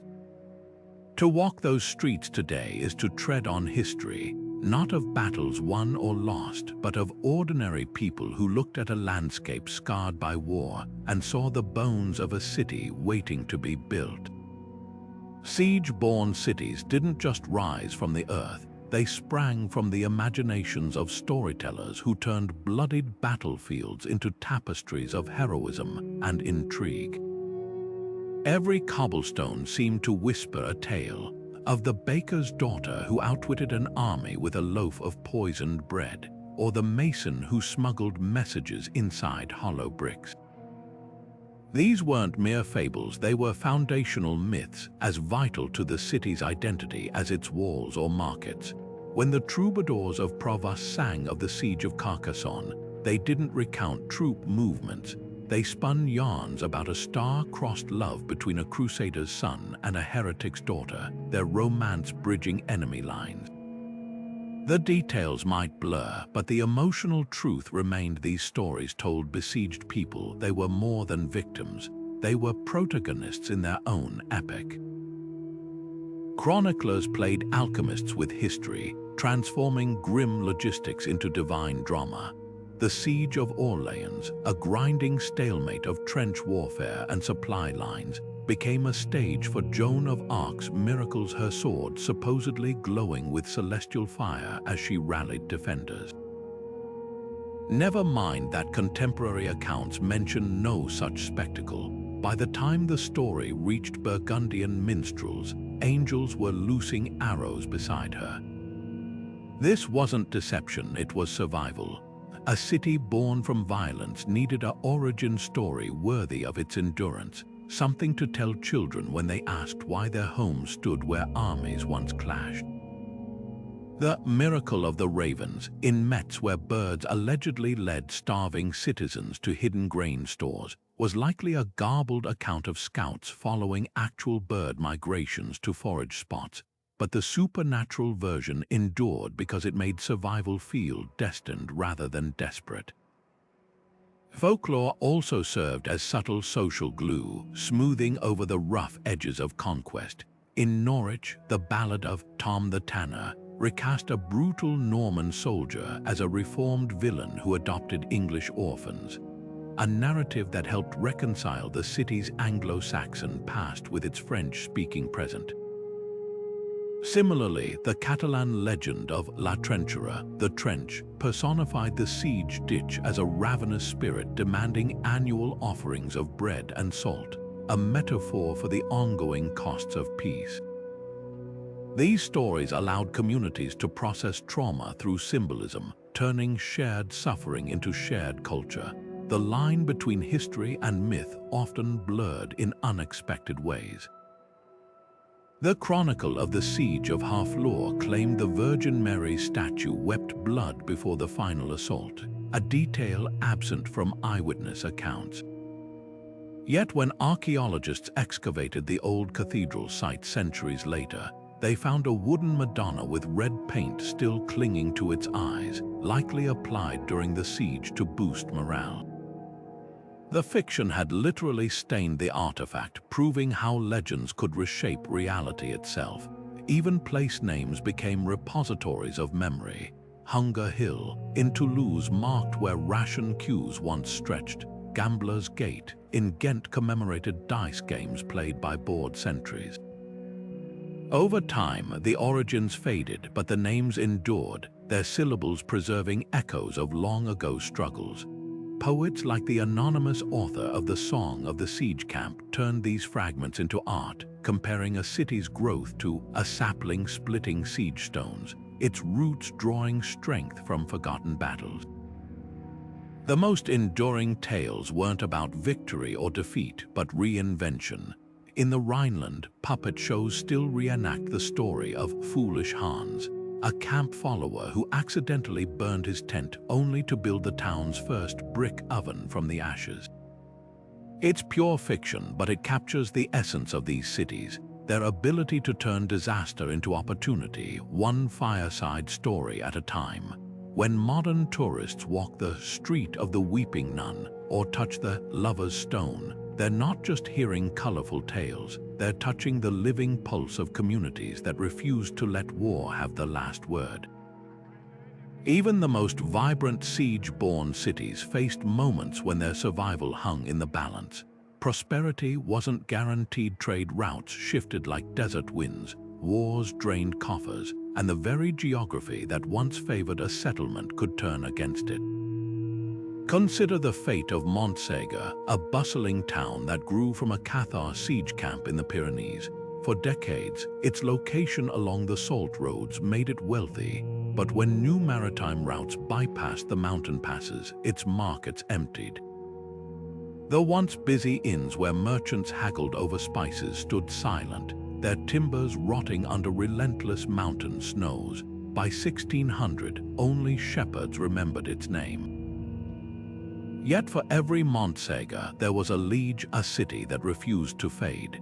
When its traditional role as an arms supplier declined after the 30 Years' War, liege craftsmen pivoted to clockmaking, their precision metalworking skills finding new expression in gears and escapements. The same forges that once produced cannonballs now crafted delicate watch springs, turning a wartime industry into a luxury trade. This wasn't luck. It was institutional memory in action.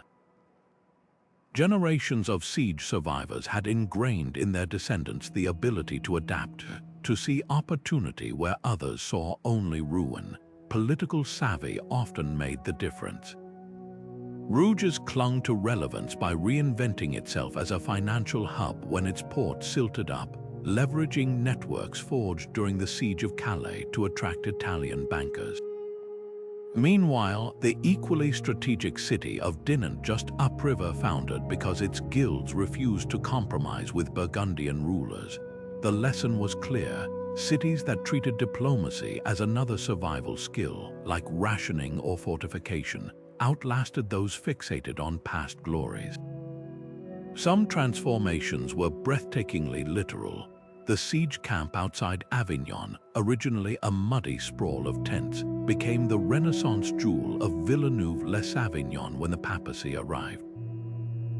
Stonemasons who'd built trebuchets now sculpted cathedral facades. The same vineyards that once supplied siege troops became sources of sacramental wine. Even the camp's grid layout survived in the town's wide boulevards, a martial past repurposed for papal grandeur. Others reinvented themselves through sheer stubbornness. When the textile trade abandoned Arras in the 17th century, its citizens turned to tapestry restoration. Their ancestors' experience preserving siege tents, making them expert conservators. In Provence, the underground tunnels dug during sieges became mushroom farms, then wine cellars, and finally tourist attractions, each iteration breathing new life into old spaces. The cruelest twist of fate awaited cities that became victims of their own strategic value. Carcassonne, after thriving for centuries as a frontier fortress, found itself obsolete when France's borders expanded. Its magnificent walls, once a source of pride, became a prison for progress until a 19th-century architect recognized their potential as a living museum.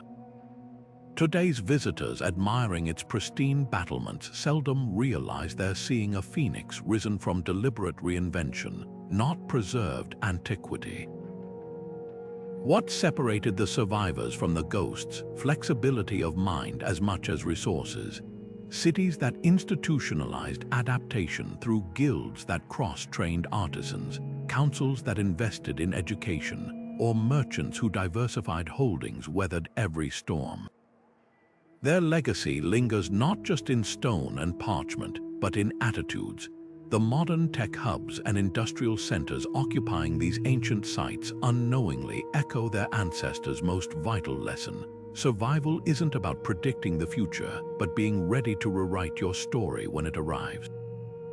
Northern Europe's siege-born cities wore their mercantile hearts on their sleeves. Take Lübeck, what began as a Saxon fort besieged by Henry the Lion in the 12th century, became the glittering queen of the Hanseatic League almost overnight. Its streets didn't just follow old camp layouts. They were widened to accommodate the clatter of merchant wagons hauling Baltic amber and Russian furs. The same warehouses built to store siege grain now overflowed with Norwegian timber and Flemish cloth, their timber frames reinforced to bear the weight of profit rather than military supplies. This was no accident. Northern cities thrived by turning their siege-era supply chains into commercial networks, leveraging the roads and rivers that once transported armies into arteries of trade. When the Teutonic Knights founded Königsberg atop a conquered Prussian fortress, they didn't just build walls, they established a mint and granted tax exemptions to any merchant who'd stay, ensuring the clink of coins would drown out the echoes of war. Mediterranean siege cities played a different game, one where control of the waves meant survival. Look at Messina in Sicily, where the Norman siege camp of 1061 clung to the strait like a limpet. Within decades, its makeshift docks had transformed into stone quays servicing ships from Alexandria to Barcelona. Unlike northern inland hubs, these ports repurposed naval siege technologies for peace. The cranes used to hoist siege towers onto castle walls now loaded silk and spices onto galleys. Venetian-controlled Dubrovnik took this further, its seawalls originally built to repel besieging fleets becoming the foundation for Europe's first maritime insurance exchanges. Here, the siege mentality didn't fade, it pivoted. Watchtowers meant to spot enemy ships now guided traders through reef-strewn waters, and the same coastal lookouts who'd lit warning beacons became lighthouse keepers, saving lives instead of taking them. Eastern Europe's siege cities were chameleons, their identities shifting with each conquering banner. Buda, rising from the ashes of Mongol sieges in the 13th century, became a cultural cocktail. German burghers brewing beer in homes with Magyar-style tiled roofs, Italian bankers keeping ledgers in Cyrillic for Serbian merchants. This region mastered the art of layered survival. When Ottoman forces besieged Belgrade, the defenders' tunnels weren't just for counter-sapping. They became smuggling routes that outlasted the conflict, later evolving into the city's famed underground markets. Even the architecture told this story of adaptation. The fortress monasteries of Moldavia blended Byzantine domes with Gothic buttresses, their thick walls as suited to storing grain as withstanding cannon fire. The real test of this adaptability came when disaster struck. Northern cities like Riga burned often, their timber-framed siege-era buildings prone to fire, but each reconstruction brought stone arches and wider streets, turning vulnerability into urban planning. Mediterranean Naples survived earthquakes by repurposing rubble from its siege-damaged walls to reinforce new neighborhoods, and in the east, the triple-walled system of Constantinople, originally designed to thwart attackers, became a template for segregating communities peacefully, with Greeks, Genos, and Turks each occupying concentric rings of the reborn city. What united these diverse cities was their knack for turning constraints into advantages. A siege camp's lack of space in hilly Genoa birthed Europe's first vertical tenements, while the flooded trenches around Dutch Leyden became its famous canal network. From the fish-smoking sheds of Tallinn to the silk ateliers of Granada, each place retained the imprint of its martial birth while writing its own next chapter.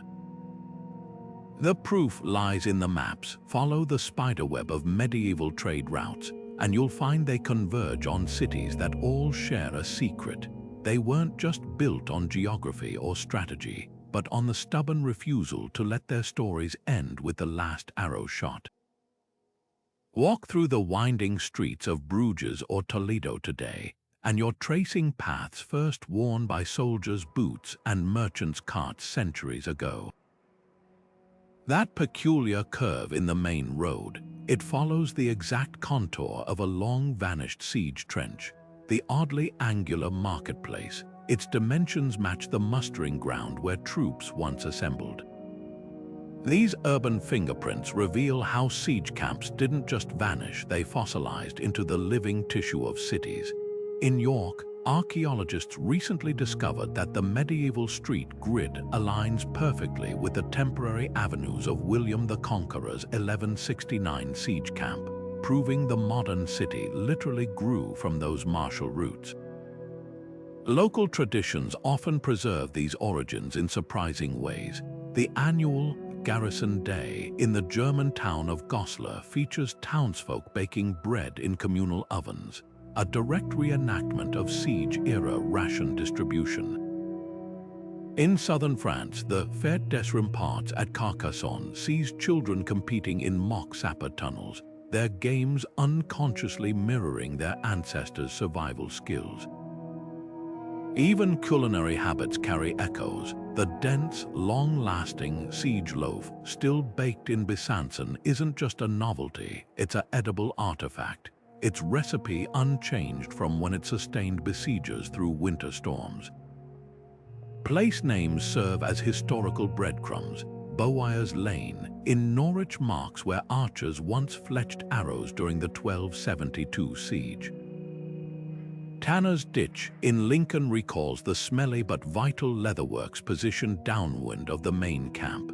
Sometimes the references are subtler. The Rue des Lombards, found in multiple French cities, quietly commemorates Italian bankers who financed sieges, their financial outposts evolving into permanent quarters. These aren't just quaint memorials, They're proof of how thoroughly military necessity shaped urban geography.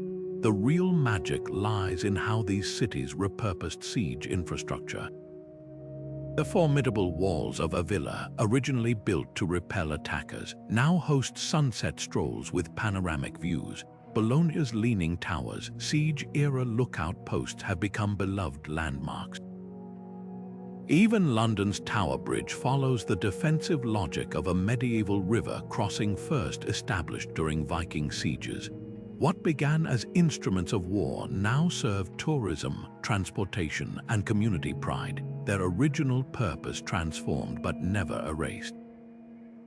Some cities actively celebrate their siege-born origins.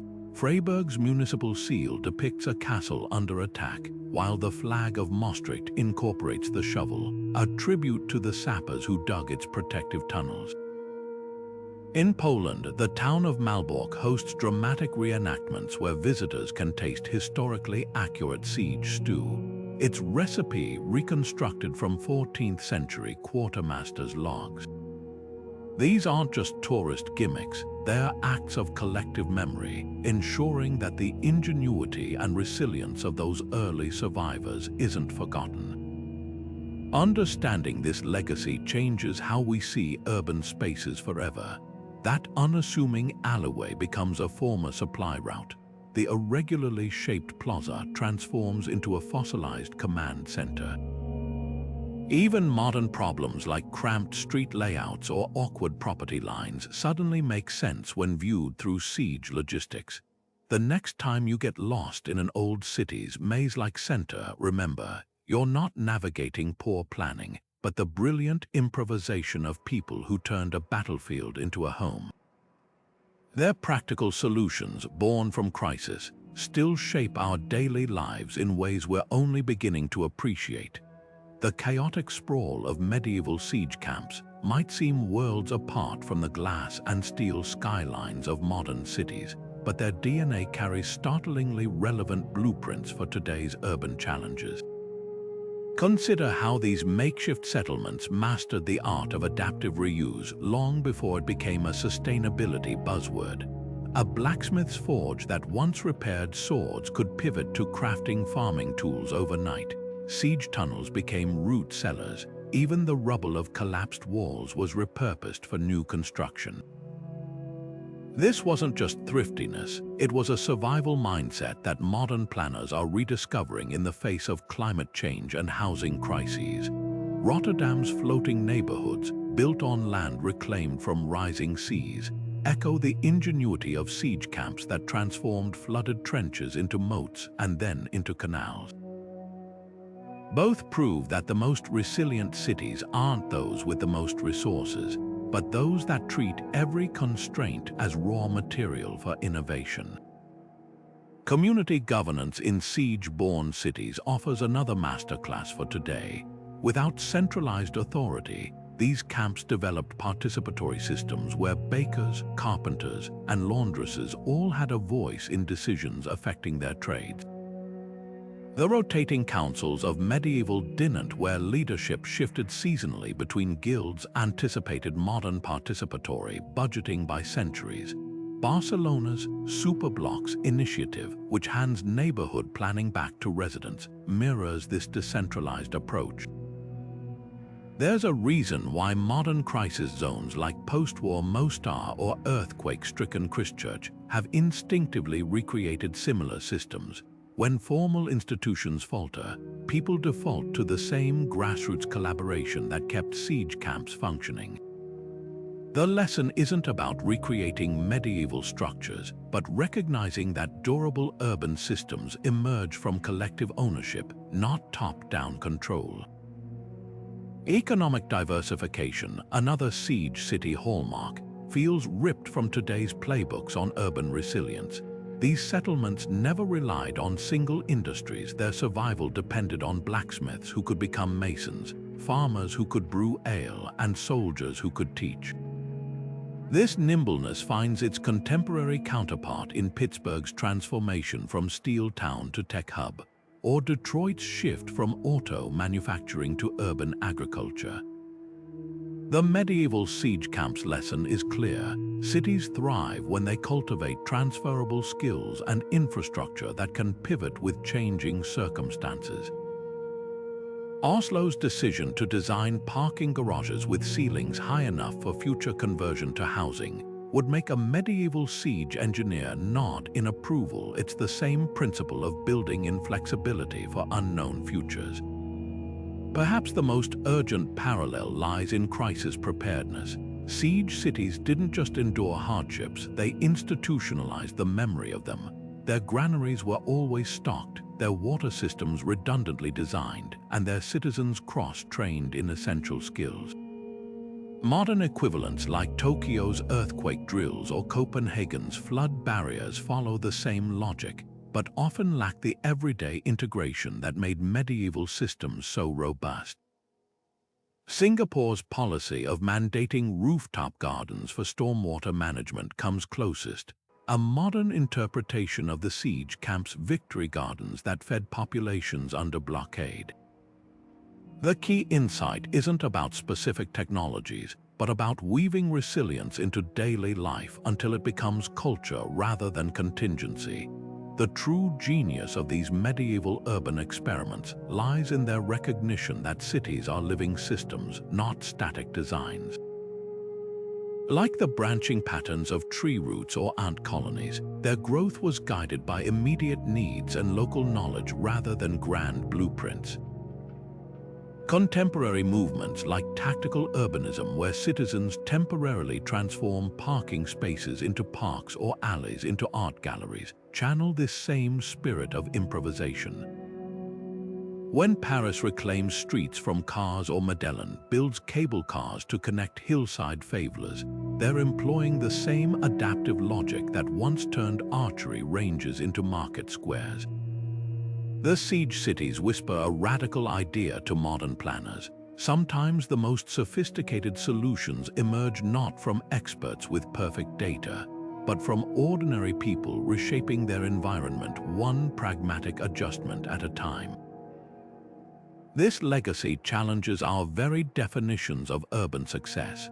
Where modern metrics often prioritize GDP or tourism numbers, siege cities measured prosperity in more visceral terms: days of food reserves, skilled hands per household, communal trust networks. As climate disruptions and geopolitical instability reshape our world, these forgotten priorities are regaining relevance.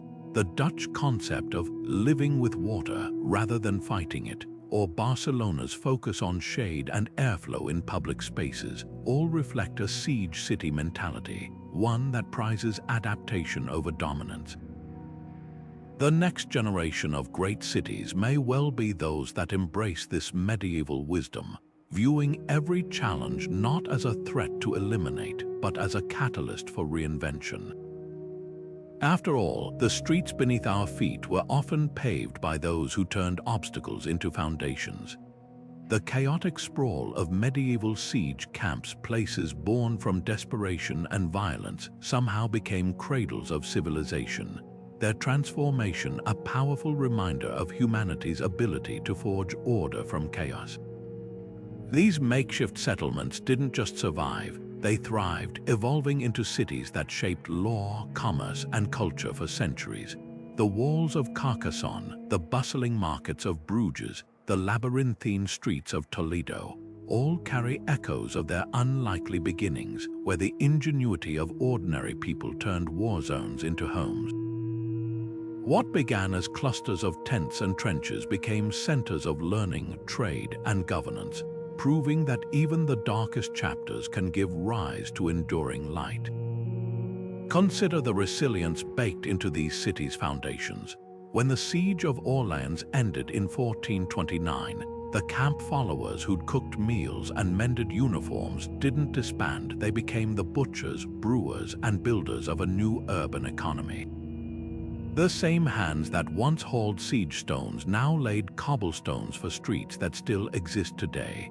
This wasn't just reconstruction, it was reinvention, a collective refusal to let destruction have the final word. The lesson resonates across time. Communities aren't defined by the crises they endure, but by how they remake themselves in the aftermath. These cities also gifted us something subtler, a blueprint for cultural alchemy. In places like Sicily's Messina or Hungary's Buda, the clash of besiegers and defenders forced unlikely collaborations. Arabic irrigation techniques merged with Norman architecture. German legal traditions blended with Slavic craftsmanship. The grudging cooperation of enemies laid groundwork for vibrant, multicultural hubs where difference became a strength rather than a fault. Modern cities grappling with division might look to these medieval experiments where shared survival forged bonds stronger than old hatreds. Most strikingly, siege-born cities teach us about the power of everyday people to shape history. The laundress who became a banker, the blacksmith who pivoted to crafting church bells, the scribe who turned military logs into civic records. These weren't nobles or conquerors, but ordinary individuals whose adaptability wrote the next chapter. Their legacy lives on in the guild halls turned museums, the siege tunnels repurposed as wine cellars, the annual festivals that still celebrate hard-won peace. These places remind us that progress isn't always planned. Sometimes it's scraped together from the materials at hand, built by those willing to imagine a future beyond the battlefield. As the bells toll in the cathedrals of Rouen or the merchants haggle in the shadow of Avila's walls, the past whispers to the present. The siege camps are long gone, but their spirit endures in our capacity to rebuild after disaster, to find opportunity in crisis, and to weave community from the frayed threads of conflict. If history has a refrain, it's this: humanity's greatest victories aren't measured in territories taken, but in the stubborn refusal to let war define what comes next. What hidden histories should we uncover together? Share your thoughts below, and if you've enjoyed this journey, join us for more by subscribing. Until next time, keep looking for the extraordinary stories buried in the ordinary stones beneath your feet.